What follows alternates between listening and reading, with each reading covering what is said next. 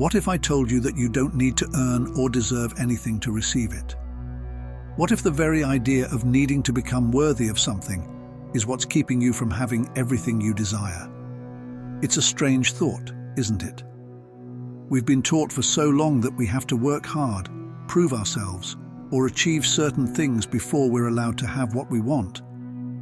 But what if, instead of working harder, you just let go of the belief that you need to earn your way into abundance?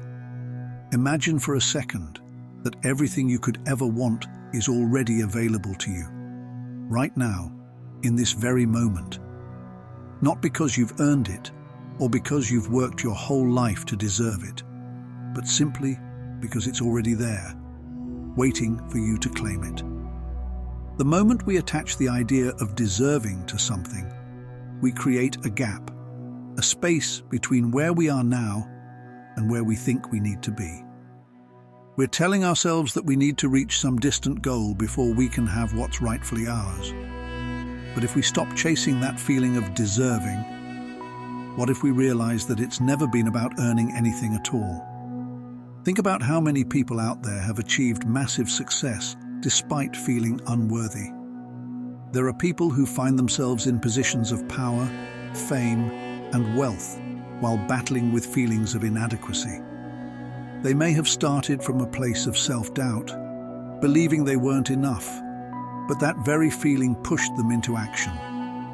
The desire to prove their worth to the world drove them to take risks, pursue their goals, and create what they thought they needed in order to feel validated. But here's the twist. Despite feeling unworthy, they manifested their success.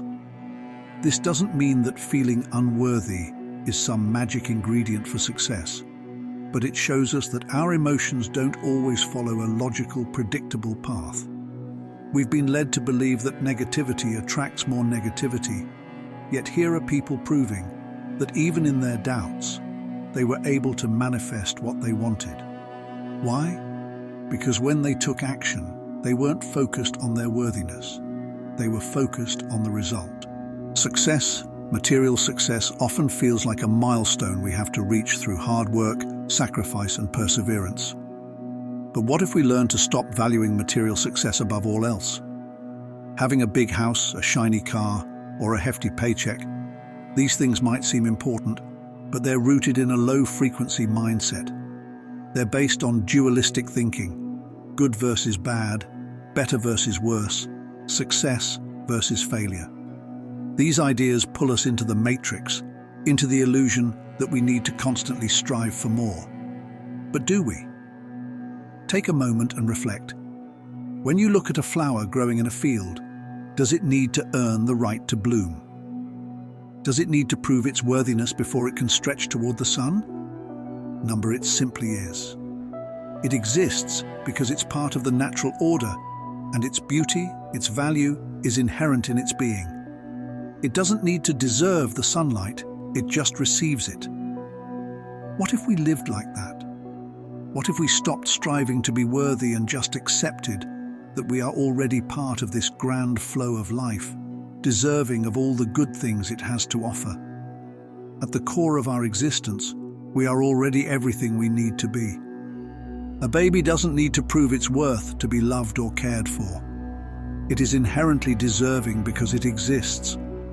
The moment we strip away the layers of conditioning and self-doubt, we can remember that we too are deserving of everything simply because we are here. It's all part of the natural order. But I know what you're thinking. How does this translate into real life?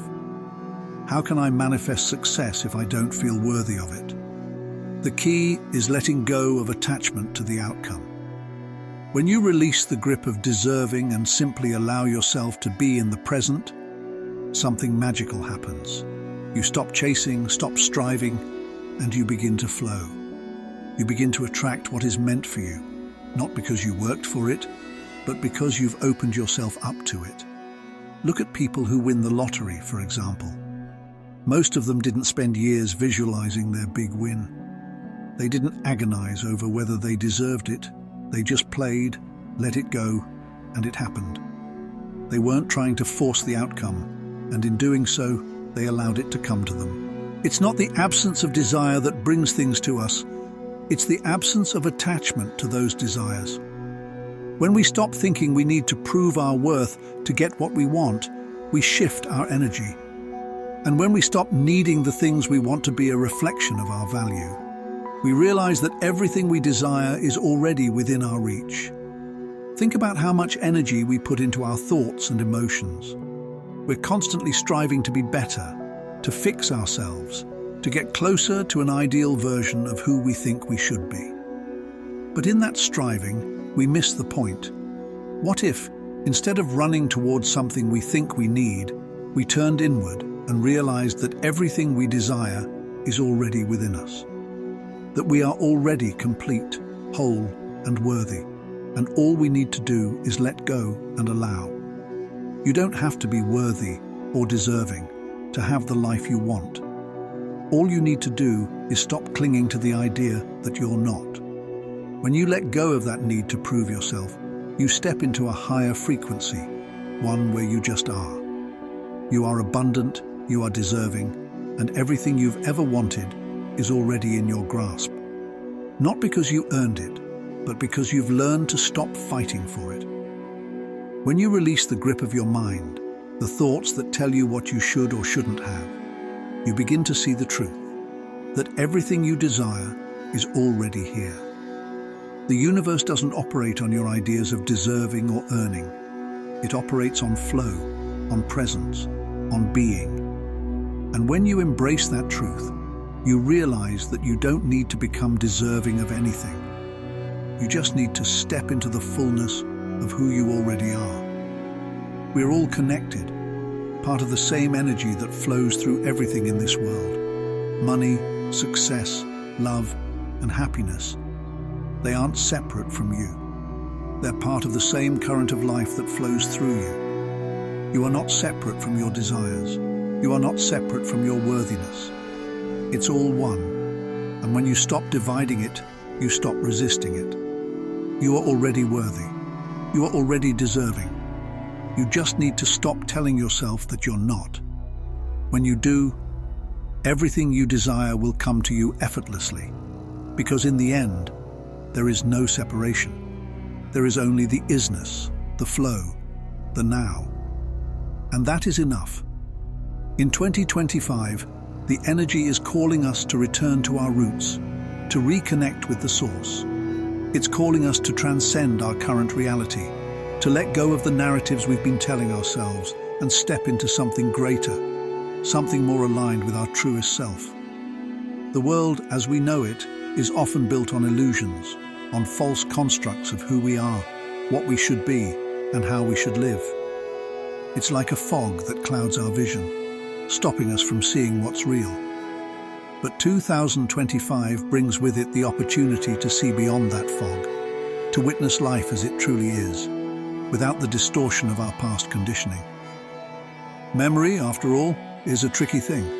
We often think of memory as a collection of events from the past, but in reality, it's more like a series of stop signs along our mental highway. These stop signs are the beliefs, fears, and emotions that we carry with us. They create traffic in our minds, blocking us from moving forward freely. Every time we try to take a step, we come up against a stop sign: fear of failure, doubt, shame.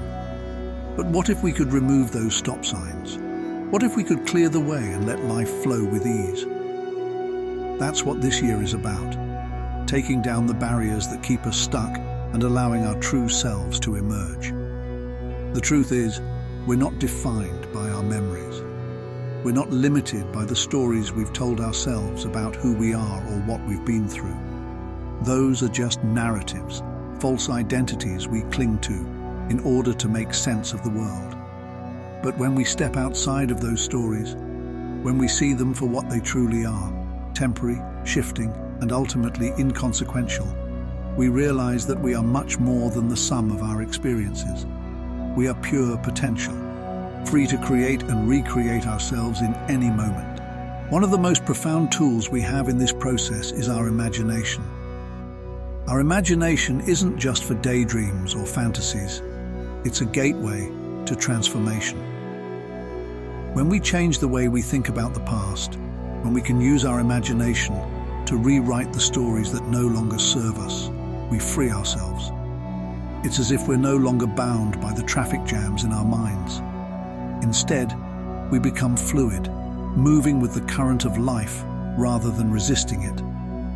Imagine this. Every time you hear that voice in your head, whether it's your own self-doubt or something someone else said to you, you could imagine it shifting, changing, becoming something unrecognizable. That voice could slow down until it becomes a muffled sound, then speed up until it disappears into the ether. And just like that, the power it once held over you is gone.